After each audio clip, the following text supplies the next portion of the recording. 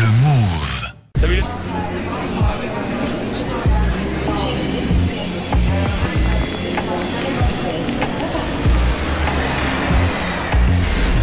20h30, 22h. 20h30, 22h. Allô la planète, avec Eric Lange sur le Move.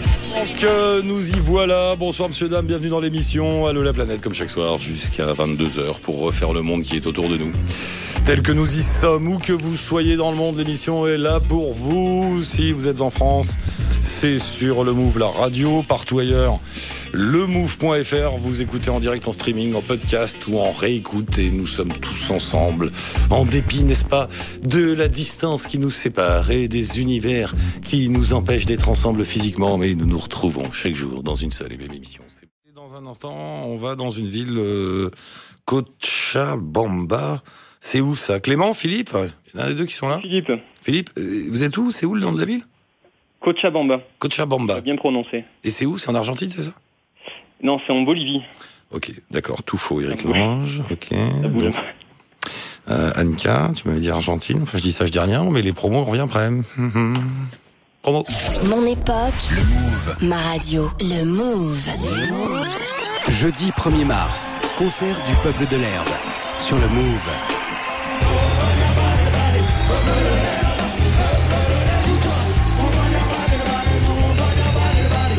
Revivez dès maintenant en vidéo l'intégralité du concert privé du Peuple de l'Herbe sur le Move.fr.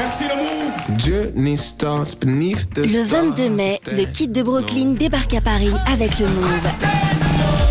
Theophilus London et son live band The Alvieres sont de retour au Trianon pour une date unique.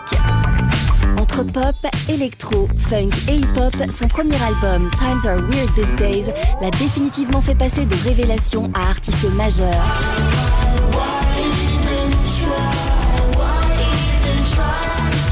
Theophilus London en live à ne pas manquer. C'est le 22 mai au Trianon à Paris et ça se passe avec le Move. Le Move. À Reims, 101.1. À Ajaccio sur 92. Et Nancy. Le Move.fr. 20h30, 22h. Allô la planète. Eric Lange sur le Move. Et donc Philippe de chez Philippe et Clément, hein, c'est ça? Mais c'est ça, exactement. vous êtes toujours ensemble ou vous vous êtes perdus? Non, ça va. Non, c'est bon. On arrive encore à se supporter, c'est bon. Vous étiez où la dernière fois?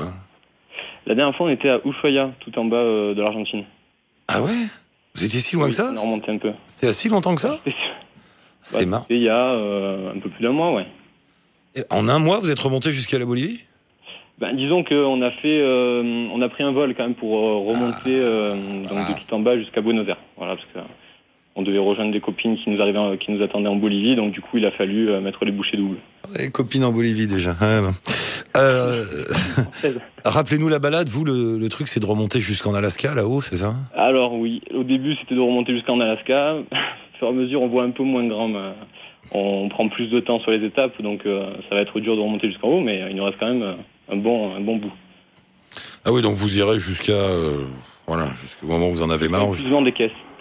Ah voilà. Et vous avez une limite de temps ou pas? Non, on n'a pas de limite de temps, c'est ça qui est bien. D'accord. Et vous travaillez en route ou non? Alors on essaie de travailler en route, ouais. Il y a Clément qui arrive plutôt pas mal, parce que lui, donc son boulot c'était tout ce qui était communication dans une boîte. Ouais. Ce qui était infographie, tout ça. Donc dès qu'on se pose un petit moment dans un endroit, on démarche un peu pour des flyers, pour travailler sur les sites. Et lui, il arrive plutôt bien. Moi, j'ai un peu plus de mal. Mais lui, ça marche pas mal. Ah ouais, ça marche. Il travaille par Internet?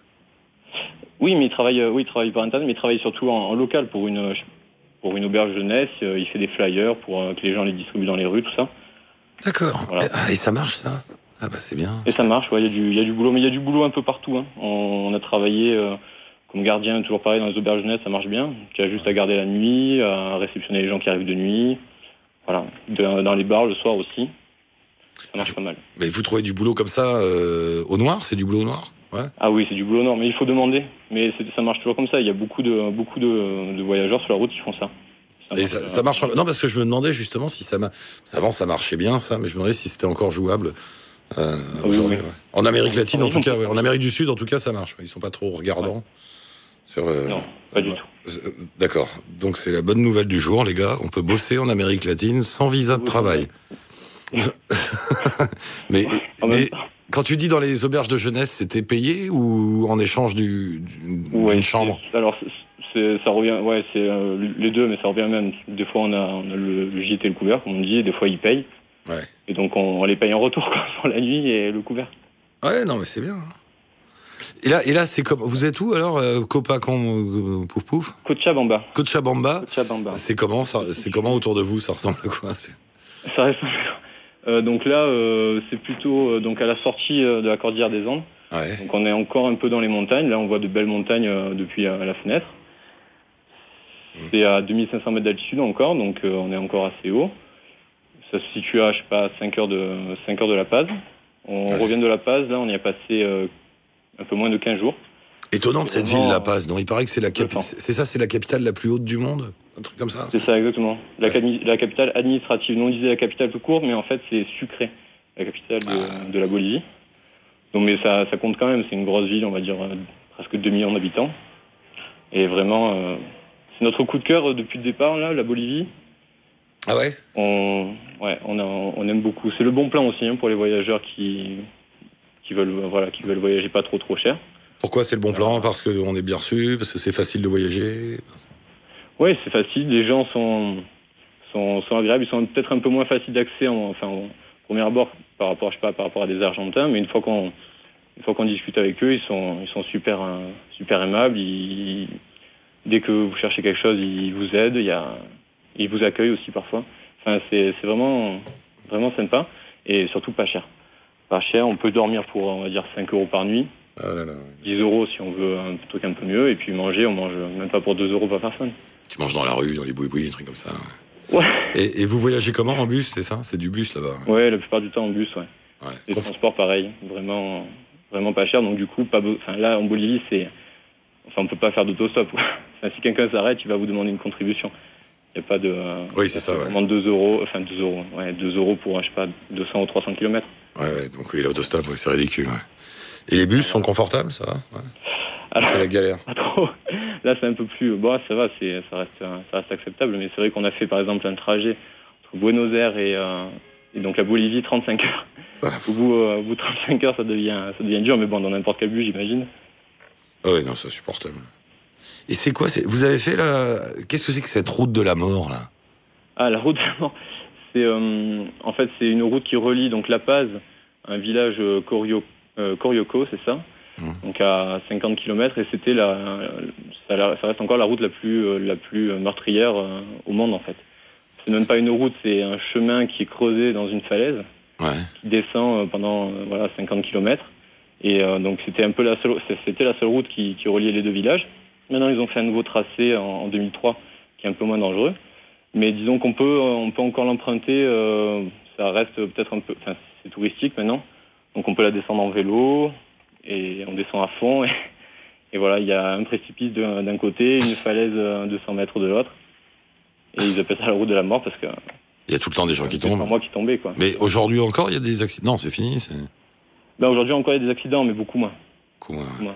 Vous l'avez descendu à vélo? Au début, on devait le faire en vélo. Il y avait on a croisé pas mal de gens qui parce que c'est long, 50 km, c'est vraiment de la caillasse.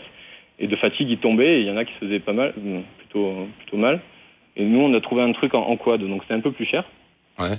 Un peu plus cher, mais bon, on faisait la descente et la remontée, et puis c'est quand même un peu plus, pas facile, mais un peu plus sécuritaire, quoi. Un peu plus confortable, ouais. Et c'est vraiment... Non, et puis c'est vraiment... Aussi, c'est à double tranchant.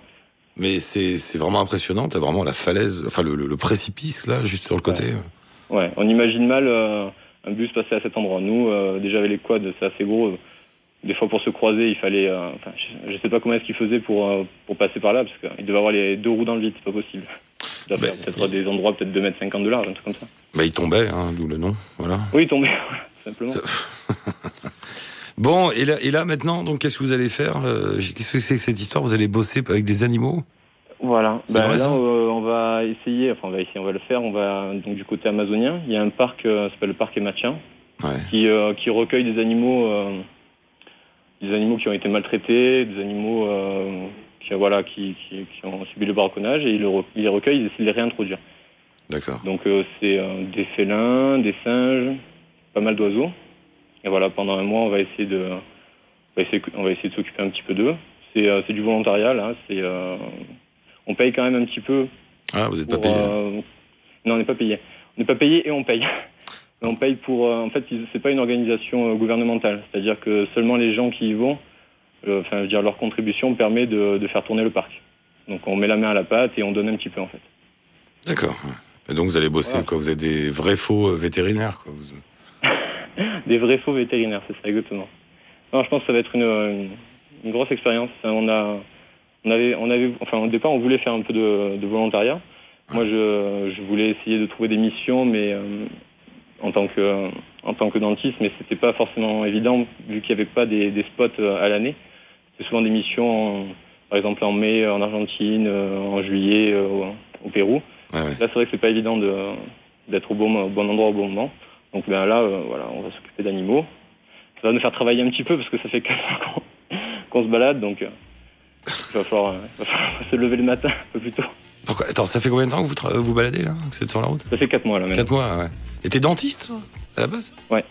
À la base, je suis dentiste. Ouais. Mais dentiste aussi, c'est un métier qu'on peut faire n'importe où. Oui, c'est un métier qu'on peut faire n'importe où. Il y a des gens qui ont mal aux dents partout. Exactement. T'es installé avec ta roulette. Exactement. Et puis voilà. Bon, les gars, amusez-vous bien donc avec les félins, les oiseaux et les singes, tout ça. Vous restez donc un mois en Bolivie et puis après, vous avez déjà une idée ou non ? Après, on a une idée. Après, on rejoint le Pérou. Ouais. On rejoint le Pérou et on continue à remonter. On va remonter jusqu'en Amérique centrale pour essayer de finir en novembre sur les Antilles et retravailler là-bas pour remettre des sous de côté. Ah oui, d'accord, on est loin de l'Alaska, effectivement. Et oui, il reste encore un bout. D'accord. Oh, j'aime bien. Laura, ils n'ont pas de limite de temps. Ils sont en Amérique du Sud et puis voilà, ils continuent. Voilà, comme ça. Voilà, comme Liberté ça. totale. Ouais. Oui, c'est ça, vous êtes libres totalement tous les deux. Exactement. On est libre totalement. Là, c'est un sentiment particulier, mais... Oui. Comme quoi, c'est possible. Il faut juste choisir, quoi. Voilà. Ouais, c'est ça. Faites dentiste. Il est dentiste. Bon, voilà. Clément, Philippe. Ça fait super plaisir de t'avoir en direct, je te le dis, parce que j'aime bien écouter ton émission et ça fait plaisir de te parler en direct. C'est gentil, quand tu veux, on est là tous les soirs. Ça va, ça marche. Et juste rajouter, si ça intéresse les gens, s'ils ont 5 minutes au boulot, ils peuvent nous regarder sur notre site, Autour du monde avec un O. Voilà, ça permet de changer les idées et Clément le tient bien à jour, donc... Oui, j'ai été voir, il y a des trucs marrants, ouais. Autour du monde avec un O et on met le lien sur le move.fr et sur notre page Facebook. Merci beaucoup, à bientôt Clément et embrasse Clément de ma part. Ça va, gros bisous Clément. Je t'embrasse aussi. Salut Philippe, à bientôt, à la prochaine fois. Ciao.